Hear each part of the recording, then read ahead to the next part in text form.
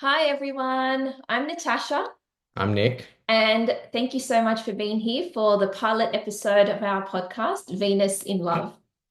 Now, this idea came about 2 weeks ago. We were essentially driving home, and Nick happened to see a restaurant on the way, and he said, "Why don't you check out the reviews, see if the place is any good?" He's always wondered. And as I don't know if you do this, but when I hopped on Google, I went straight for the negative reviews because if the place is good, then obviously that's fine. But I want to see, we want the dirt, we want the goss on the place. And we happened to have some of the best laughs the whole way home, looking up random places because the amount of ridiculous, funny, nonsensical drama that people feel the need to put on Google, which in a turn affects businesses. And essentially, we were going to create a podcast on its own where what was the name you had? Food critics. That was pretty impressive. You got to give my genius Wasn't. thumbs up there. And we thought, that would be, like I just said, that would be a great idea for a podcast. It would be hilarious. Like people, we can go, visit restaurants from, we live in Sydney, we can travel for it. We can, people can send in their places that they love from all over the world, and it would just be entertaining. However, that idea has morphed since then because Nick and we have some really good discussions. Our relationship, which we will get into in a moment, I'm going to boast. I don't care. I'm going to own it. We have an amazing relationship and we both work on ourselves and we work on our relationship. However, in my line of work and through observations with others, it's become blatantly obvious how people need advice, they need tips, they need education around relationships. And that's because our society is ever changing and um, family structures, family dynamics are really like they're morphing and they're evolving, and you need to evolve with the times. And when you don't have the right structures in place in a relationship, unfortunately, it does affect your life. And I think it was Tony Robbins who made the comment, the quality of your life is dependent on the quality of your relationships. And so I can wholeheartedly say that when you have relationship problems, it by default happens to affect every other part of your life. And so if you can master the art of relationships, then you can essentially master anything in life because your relationships hold that strong foundation for your sense of belonging, your sense of being, and your place in the world. Not that you're relying on the stance of the relationship to give you like an identity in this life, but relationships are pretty important. So to start off with, Nick, I'd love for you to share a bit about yourself. Tell the audience who you are. You can tell he's a Okay. bloke, can't you? All right. I'm Nick. I'm a musician. I play in bands. I teach drums to students all around Sydney. I'm a home visit teacher, so go to students' homes and also work in a couple of schools also. I just said also twice. Um, what else should I say? What did you do before drumming? I was an accountant. Um, I studied accounting at uni part-time while I worked full-time, did that for 6 years until I got my degree. And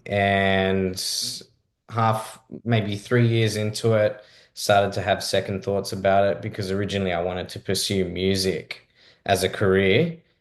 But I fell into the stable and secure option of pursuing that accounting career or office job, just to keep other people happy, I guess. And 3 years into it, started having second thoughts. Thought I'd change office, see if that made a difference. Stuck to it for another 3 years in a new office, and then ended up getting really de like really depressed. It was hard to get out of bed in the morning, and Life was pretty grim.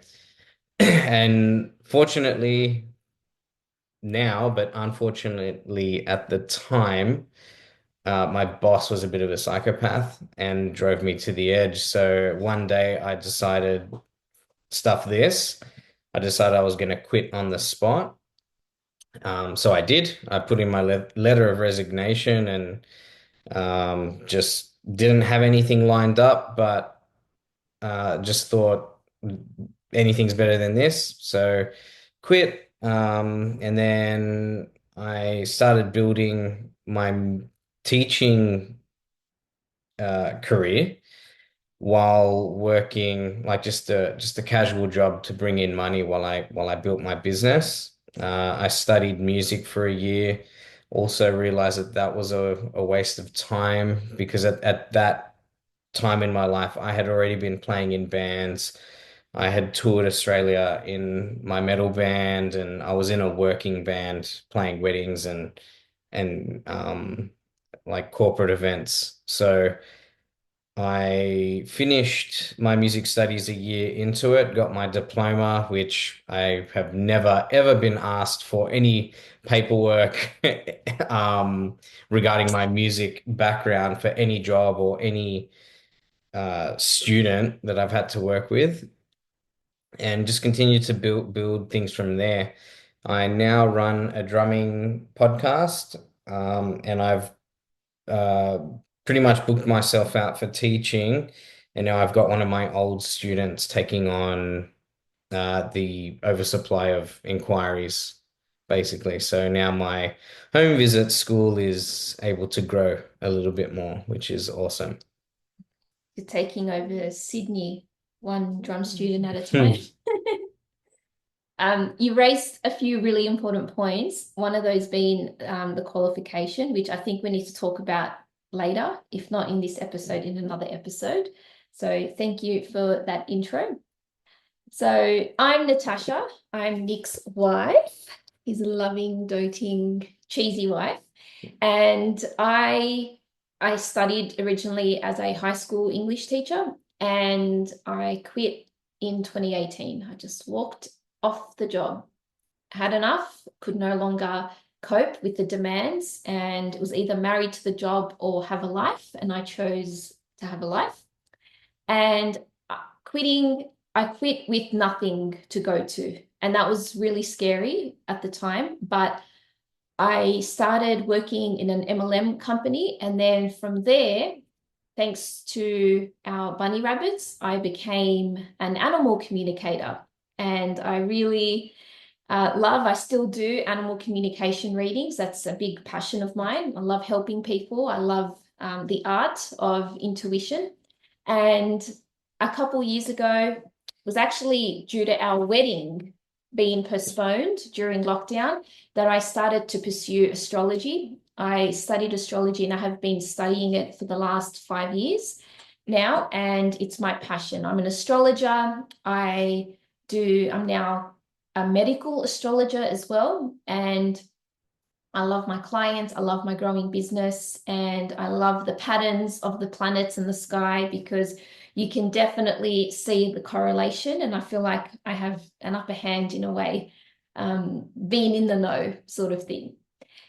Now, I just want to add to that by saying that currently, well, I can say that I chose the name for this podcast. And that's because Nick and I are both Libra rising signs. Nick is an Aquarius sun and I'm a Virgo. And as a rising sign, it's the character that you're here to play in this life. It's the first impression, it's your identity. And so Nick and I do have a lot in common because of that aspect about us.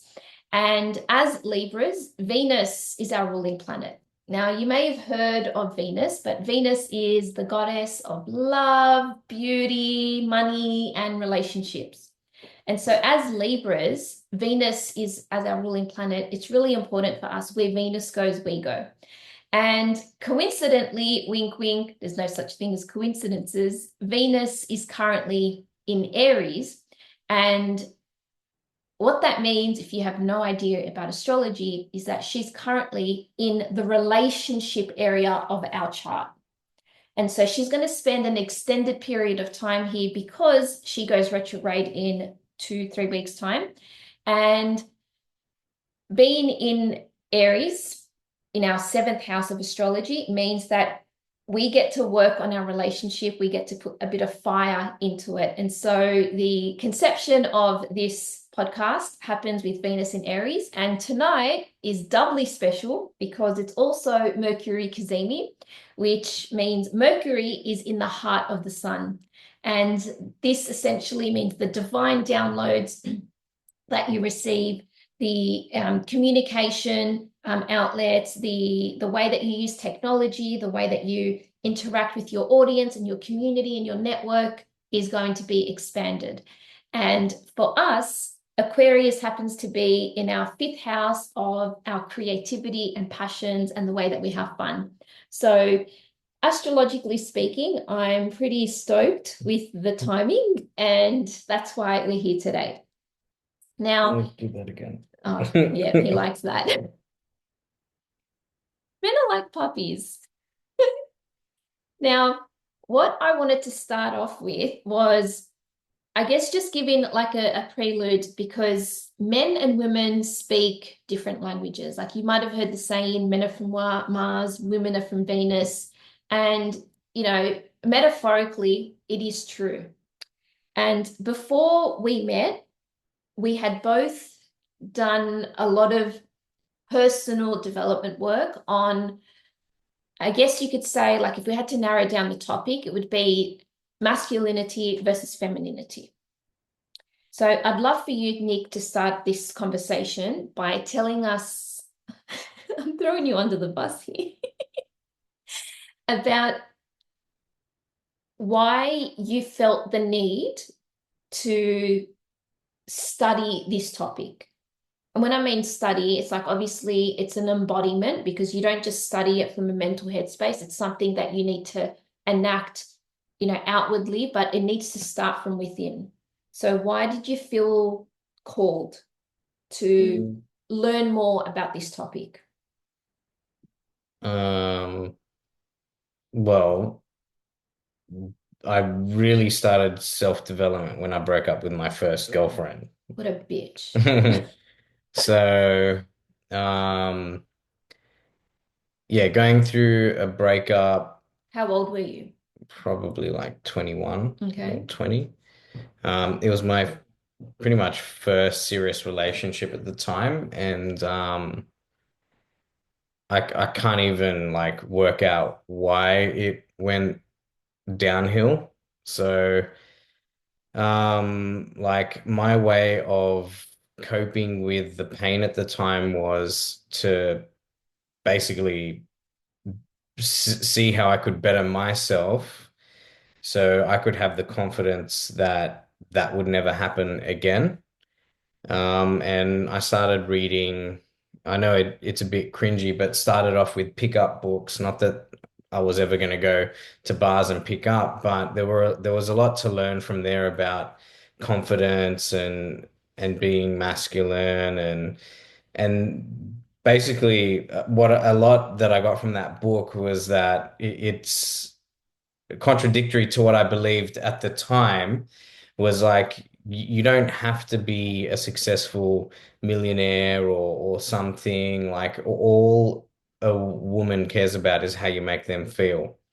And that also broke down into things like the man being confident, the man being funny, listening skills, and other things, but that's a whole rabbit hole in itself. But from from this dating or pickup artists book, I ended up coming across a relationship coach called Corey Wayne, who used to be a pickup artist or a dating coach and then moved more into relationship coaching. And what I just learned so much from there as well. On top of, I was reading that book and going through his YouTube videos and so working on my own personal slash relationship skills while I'd be looking up videos or books from Tony Robbins as well, and sort of working on the career side of my life also, because that was around the same time where I was working in accounting, and I knew there had to be something more to life. So Tony Robbins was a big source of information and, more importantly, inspiration to make a change in my life. Like if I wasn't happy with my own life, then how was I going to bring someone else into my life? And at the time, like just being complete honest, I wasn't looking for a relationship or anything like that. The breakup had left me pretty broken. So a relationship was the last thing on my mind, but I did want to develop myself to, I guess, set myself up for success the next opportunity I had. So yeah, so there was a lot of self-development with improving myself and improving my life circumstances, like such as career and overall health too. Um, I feel like I'm rambling now, No, but thanks. That does give a good snapshot. So I guess you could say we met when you were 27 and a half. I had just turned 28. So you had about 5, 6 years of like background work. And with myself, I was in a long-term relationship with someone before I met Nick, for 7 years, and that didn't work out, and that absolutely broke me. And like looking back, I could wholeheartedly say that I put the other person before myself. And it wasn't until I realized I need to put myself first. And you see it in so many scenarios, so many situations where women, especially, feel like their life will be whole and their life will be perfect when they get someone. However, it may be sunshine and butterflies and honeymoon at the start, but you can see it very quickly dwindling, that the reliance on the other person is never going to fill you, never going to complete you. And I think that's a really important note to make, because I had, like, similar to Nick, I was like absolutely broken. I was alone. I was isolated. I was estranged from my family at the time. And so I was really at rock bottom. And so I had to build myself up. And so I found solace in books. I read books that helped me grow. And from there, I also, like similar to Nick, found Tony Robbins and was inspired by that. And then I read one book that completely changed everything for me. And that book was called The Queen's Code by, I think it's Alice Armstrong. And we'll probably need to have another episode on that book alone, because there's some really good nuggets in there.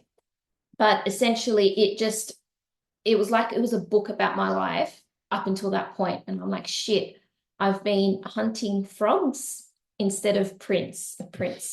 And what happened just before I met Nick is it was my 28th birthday. I'd had a car accident the day before. I was really scared, really alone. And I feel like that car accident really put things into perspective. I'm like, shit, I'm really alone. I need to work on me. I need to make sure I'm in my best health and I'm not attracting negative things. Now, at the time, I was absolutely obsessed with Wayne Dyer, Abraham Hicks, Seth, and a few other, thought channels where that, big thoughts and ideas on the law of attraction, law of vibration. And so I was like, I had, taken responsibility that everything that had happened in my life was, I created that. And I think it really takes a lot of vulnerability to admit that the good, the bad, and the ugly, if you can take responsibility that you have created it, then, and as hard as it is, you can actually, from that viewpoint, from that stance point, acknowledge, if I created the shit, then I can create magic. And I can wholeheartedly say that I turned my lead into gold. I really was able to alchemize my experience, my dark night of the soul. And for my 28th birthday, I had a friend who I worked with at a school, and she gave me the book called The Magic. And you may be familiar with The Secret, which came out in, I think, 2007. And this is essentially the third installment. But for some reason, it's not as popular as it wasn't as popular as The Secret because no movie, Oprah didn't talk about it, outwardly. And so I started reading the book, and then what you had to do, it's an amazing book. If you don't have The Magic, I wholeheartedly recommend you get a copy and you gift a copy to everyone you love. This is obviously not endorsed. So with The Magic, you essentially start a 28-day gratitude journal. And the Virgo OCD in me said, oh, I need to start on the first of the month. So I waited all the way, through September, and I started on the 1st of October. Now, up until the 1st of October, I was in a pity party. I was in my own victim, and I was really in a dark place. On the 1st of October, it happened to be school holidays, so I had the time and the space. And I had two bunny rabbits at the time, and I think they like sitting there. I remember reading it out loud to them. I pretended they were my children, and I was reading the story to them. And I started, the gratitude on day one. And each day, I genuinely felt like I had taken it. It wasn't like I felt different, yes, but the dramatic change felt like I was taking off all these layers that weren't mine. I was deconditioning, I was unlearning all the things. And what happened was the book, by when you apply the rituals and the practice every single day, by nature, it essentially refocuses your vantage point. It refocuses your viewpoint on your life. And so what happened was it got to day 11, and that is the day that I met Nick. And I can wholeheartedly say in 11 days, like if you think 11 days, that's not a long time, but in my world, it was a lifetime of work. Everything was like a crescendo. Everything was leading up to that point. And I met Nick. Now, we have a pretty cute love story, and I'm going to brag about it till the cows come home because everyone should be proud of their love story. You should never, keep it to yourself. If it's, when it's like when you see a good movie, you want to tell people about it. When you eat at a good restaurant, you want to share, go back there with people you love. Or leave a negative review. Yeah. And so essentially it was October the 11th, and I had really genuinely, it was like I was walking on clouds. I could feel that shift, and gratitude does that for you. Like if you have never sat down and written 3 things you're grateful for, then you're really missing out. Like it's a higher vibration than love. So that morning I woke up and I was a part of a Facebook group called Australian Rabbit Owners. And no, before that, well, I was part of the group because of the bunny rabbits, but I had seen an ad come up on Facebook about an RSPCA event with a bunny tent. And I was like, oh, that's really cute. And I was like, looked at the date, said, oh, maybe I'll go, maybe not. And I let it go. And then I got to work, and then I had 2 friends tag me in that bunny tent, post. And I was like, oh my God, this is a sign. Now, I'm very pedantic. I've got OCD. If you know about human design, I'm a projector, and so is Nick. And so I naturally notice patterns. I'm not naturally attuned to synchronicities. And so I was like, no coincidence that 3 times this post has come my way. And so for the first time ever, I don't normally share in the page, but I shared the post. I said, is anyone from Sydney? I'd love to, would love to meet up and go to this event. And at the time, I had 36 Facebook friends. I lived a very insular world. Okay. I could say probably the colleagues that I worked with, they were my friends. I had no access to family. I was very alone, very in an igloo. And Mr. Handsome Nick over here, what did you do? Um, So I was also in that Facebook group. I had two bunnies. Well, sorry, one at the time, but I did have two bunnies. And um, I saw Tash post the RSPCA event up, and I knew none of my own friends would want to go. So I thought I didn't even really think twice. I just sent a friend request in my head, thinking, well, at least if I go and I message Tash, at least there'll be one person there, so I'm not standing there like a loser. So there was never any, I guess, ill intent at the time in doing that, but it genuinely was like I did want to go, but I just thought she's posting the event up, maybe she knows something about it, so I'll add her and maybe get some more details or something. Um, So yeah. you had added me. Now I was very protective. Like I didn't date people, I didn't go on apps, I didn't go to clubs, I don't go to bars. And so I wasn't I'm very conservative, and I don't know what the right word is. Sensible. Sensible, very protective of my space and my world.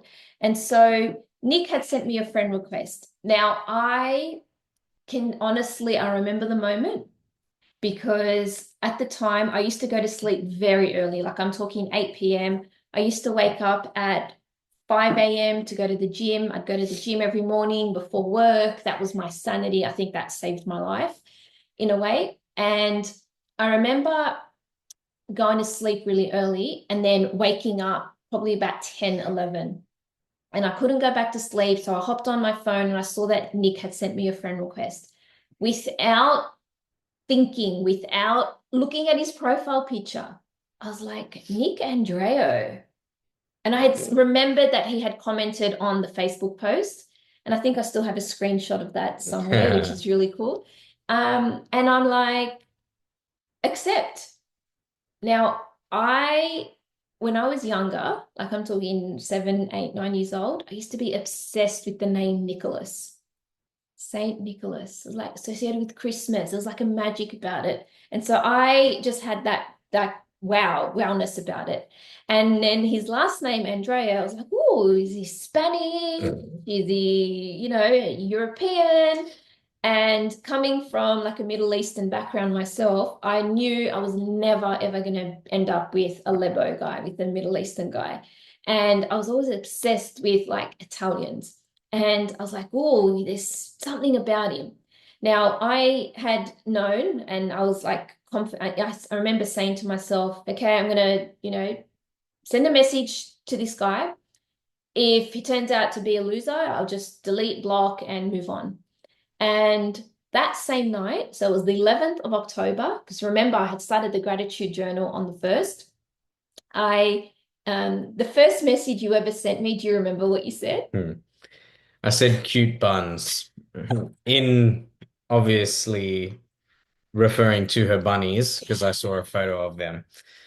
And I replied, thank you, with a bunny rabbit, Mm. because I had thought, oh, this guy's a bit too flirty for my liking. And I think it could have gone the very wrong way if I had like replied with like a peach emoji or something like that. It's just not me. It's not something I would do. And It probably would have given the wrong impression. yeah, exactly. And so we got chatting. Now I don't want to didn't want to beat around the bush. I wanted to get straight to the point. I was like, I remember I had like this criteria and I had asked you a series of questions. And believe it or not, he passed each question. Like at the time, I was like, oh, what do you do for work? And he said he was an accountant and now he works at a call center and he's a drummer. I was like, okay, you're not a bum on Centrelink, tick. And then the next question was, what car do you drive? And he mentioned the car, and I'm a girl. I didn't know what the car was. I had to Google it. I remember when I Googled it, I'm like, oh, that's cool. It's a sports car. I was impressed. Guys, in future, if a girl ever asks you what car you drive in like the first conversation, just tell her like a, I don't know, beaten up Volkswagen Beetle or something. Yeah. Yeah. You'll weed out the genuine women quite quickly. Only here because of your car. Yeah, yeah, whatever. And so it's like, okay, yep, he's got a car, he's not riding a bike. Not that there's anything wrong with that, but I guess I kind of wanted thinking stability. That's what it represented for me. And then next question was, do you go to the gym? And he's like, yes. I'm like, okay, good. So health is important to him. Next question was, do you drink coffee? And he's like, yes, love coffee. And at the time, I used to drink coffee. So it's like another tick. The next question was, what's your religion? And he said he's Catholic. I'm like, great. And then, what's your background? And he said, I'm Greek and Italian. Now, I wasn't too fond of the Greek. I'm joking there. But I knew that I was obsessed with like Italian, like just not Italian guys, but just Italy.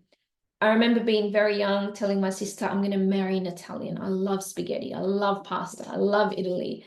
And the year before I met Nick, I had been to Italy for the first time. And I just knew when I went and stepped on the land that it's a past life. There's a knowing there. And I actually did have a reading with a psychic woman 3 days before that night. And she had told me it's going to be very easy to fall in love with someone. Little did I know it happened 3 days later. And that I was an Italian princess in a past life. So, Yeah, you wish. and then, so he beat that question. And then the last question I had for him was, where do you live? Now, the Facebook page that we met on was Australian Rabbit Owners. I have obviously posted a Sydney event. So, Sydney is a very large place. Like it can take you 2 hours to get from one end to the other, make it 3 in traffic. And he said he lived in a suburb that was literally 3.8 kilometers away from me. It was the next suburb over. I was gobsmacked. How did you react? I honestly can't remember. Oh, thanks. I will never forget that moment. I was like, oh my God, what are the chances? And then at that moment, I went stalking your profile. I was like, I wanted to see your posts. I wanted to see photos you were tagged in. I went into investigator mode. Psycho. And because I was a teacher and I found an ad that he teaches drums, he had his working with children check. I remember going into the database and checking his working with children check number just to see is legitimate. I'm like, is this guy a murderer or what? Now, that was on the 11th. We were chatting nonstop for 3 days. It got to the 14th. It was a Saturday night. And I think you had a family dinner that night. And you asked me out. Now, I was petrified. This is not something I do. This is, like I said, I don't date. I don't meet up with people. I definitely do not get in cars with strangers. And I was absolutely petrified. Now, I remember walking downstairs, going to my car, and a thought popped in my head. I'm like, what's the worst that could happen? And I remember telling myself, going, I could die. It is dramatic, but when you understand the way the mind works, like the egoic mind, its job is to keep you alive. And so it's going to think of the worst case scenario. And then I spun that around and I said, and what's the best thing that can happen? I said, I could marry this guy. And in that moment, there was this sense of overwhelming peace that came over me. And I just thought, okay, I need to set the intention that I'm going to receive signs, I'm going to get a feeling, my intuition is going to speak to me. And then we met. And Nick had, this is like funny, but what did you walk into the car with? My leather jacket. This fugly leather jacket. It was not. It was the best. And I was like, ew, first impression, no. But I've since come to You overcome then that. bought me a replacement Yeah, leather jacket, exact same. because my taste No, changed. yeah, It, well, it needed to mature and evolve. But that was just my initial like, oh no. But I think the just to paint the picture properly, it was one of those casual leather jackets with like a hoodie. cloth hoodie, not a leather hoodie or anything. It was nice. Okay, we'll have to dig up a photo. And so from there, we drove. Nothing was open. Like we couldn't find cafes or anything. So we went to Macca's to get a coffee. And as we were in the drive-through, Nick pulled out his card. Now on Facebook, his name's Andreo. And so I thought, wow, Mrs. Andreo, like that's my name, that's it. And when he pulled out his card, I remember seeing a longer surname. And so, because you're in the music industry, obviously you've chosen Nick Andrea for your Facebook profile and Instagram, but he was an Opolis. And I remember my heart sinking, like, oh my God, he's got a Greek last name. Because I don't think we had spoken about, is your mum Greek? Is your dad Greek? We hadn't gotten that far yet. And I was like, oh. And it was just a moment for me. And that's because when I was in primary school, I was actually bullied by Greeks. I went to a Greek dominant school, and those damn Greeks really, it's lifelong trauma bullying, and they really got to me. But I guess that stuck with me. But I've since overcome it because I've accepted your last name. Yeah. And I love all of you. I love the Greek and the Italian. But it was just a moment. Now, that night that we met, we both we don't remember what we spoke about, but we do often speak about the magic that we experienced that night. It was a really magical night. Now, that was day 14 of my gratitude practice, and I'm pretty sure I have to get the book out, but I'm pretty sure it was the relationship day, right? And so for me, it was like synchronicities coming together. And so I remember when, because I had then done like my, self personal development work, you had done yours. I had just set the expectation. I go, okay, if we're going to date, I need it to be exclusive. Now, how did you respond to that? Well, just backing up a bit, when we had met the first time, it, that was the first time ever where I had thought to meet someone without any expectations. I just thought, like, when we were chatting and whatnot, I just thought it was great conversation and Tash seemed like a really nice, genuine person. So I wasn't thinking of making her my girlfriend or pursuing anything. I just thought just meet up. We both love bunnies. That's great. At least I might have a another friend in the area who can help me with mine or whatever. And yeah, so it was interesting because leading up to that point, like any sort of interaction or yeah, any interaction with the female was with the idea that it would lead to something more. But this time it was just there was no nothing. Like it was just meet up like and get to know her. What was the question? Um, what was the question? That's a good question. Oh, when I said to you, we need to be exclusive. Oh yeah, so leading up to that. Okay, so following up with how Tash said we don't remember what we spoke about, what I do remember was yes, the magic, but also the fact that our values aligned a lot, like what we found important in life, whether it be family, relationships, or careers, like everything was really in sync.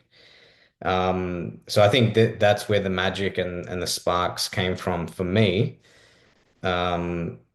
But when she did want to be exclusive, like at that time, shortly before that, I was just, I guess you could say, playing the field. And I had no intentions at all of being in a relationship or settling down with anyone. I was all about pursuing my career, and I didn't want anyone to get in the way of that, which is probably why I had no expectations meeting her because I relationships or dating wasn't really on the cards for me. So when she did say she wanted to be exclusive, I was taken back a bit, and I was like, it almost pushed me in the other direction where I, wanted to just cut ties almost, to avoid being in a situation where someone gets hurt or anything like that. Um, but at the same time, like the connection we had was pretty amazing as well. So I was in a tricky spot where I had to think about like realistically, is a relationship going to stop me from getting where I want to go, or could this be a good thing? Like, could a good partner help me reach the next level? Yeah, so it was a scary position to be in because I thought to myself, if I say no to being exclusive, then maybe she might want to cut ties as well. So yeah, that's how it made me feel when you said that. But I know in the past you mentioned you you genuinely thought I was like no other girl as well. Yeah, but you're just trying to like get brownie No, points. I that's the take like in the moment I remember you saying like you're like no one else. Yeah, well, that's what I mean. Like The it was uniqueness. something, it felt special. So that's why I had to think about it. If it didn't feel special or magical back then, I would have just said, I'm not up for something exclusive. I'm sorry. Yeah, And that's it. yeah. And I think like you to build on the values, I think from the very beginning, it's so important to align your values. And you don't have to agree on every single value. However, you have to lay your cards out on the table and say, well, these are the things I value. And the things that were important to us is we're both, in a way, traditionalists. Mm, Like we value, old school ways of being in a relationship. Like we have expectations. And I think communicating that with each other was really important. Now, just to like a bit of a tangent here, in astrology, at the time I didn't know this, but since learning it, both Nick and I have Earth moons. Nick's is a Taurus moon, and I have a Virgo moon. And so if you can find someone who has a similar element moon sign to you, it really adds that connection and that spark to your relationship. It really does make a difference. I've I know people who have fire and water, for instance, moon signs, and that's a bit of a, you can imagine fire and water. One of them is going to be more dominant than the other, and it's like in life, in relationships, you need to maintain that balance, and you both bring your skills, your efforts, your values, your gifts to the table, and together that's where you can take on the world. Now, since we'll share more in later episodes about the early dirty, I'd say dirty stages, the dating stages, excuse me, and how important the first few weeks, the first few months are, and then how it evolves from there. But I can wholeheartedly say that our bunnies played Cupid in our love story. About 2 months after we started dating, Nick's grandfather wanted his bunny Sooty to sleep outside. He didn't want the bunny in the house. And in Sydney, unfortunately, to the clarify, the house my mum, sister, and I had been living in, like it was my mum's house, but my granddad had bought it for her. So yeah, like out of sort of respect, we had to also take on my granddad's input about how the house should be kept and whatnot. But yeah. In other words, old Italian men, their word stands. And I remember Nick ringing me up one night saying, I'm really stressed. I don't know what to do. My nonno wants to get rid of the bunny. And I just innocently said, well, bring her to mine until you figure out what you're going to do. And it was just more of a helping hand, a helping gesture. And so he brought over Sooty that night. But coincidentally, what had happened was before you rang me with the big dilemma, that morning I had booked in a Christmas Santa Claus photo with our bunnies. And that morning was when I met Sooty. And so we went to the Westfield, we had our beautiful Christmas photo, and we then went on to, we had breakfast we just went to a park and we parked in the parking lot, had brekkie, and the bunnies were hanging out. And I remember sitting in the back seat and I had brought blueberries to lure Sooty's, love.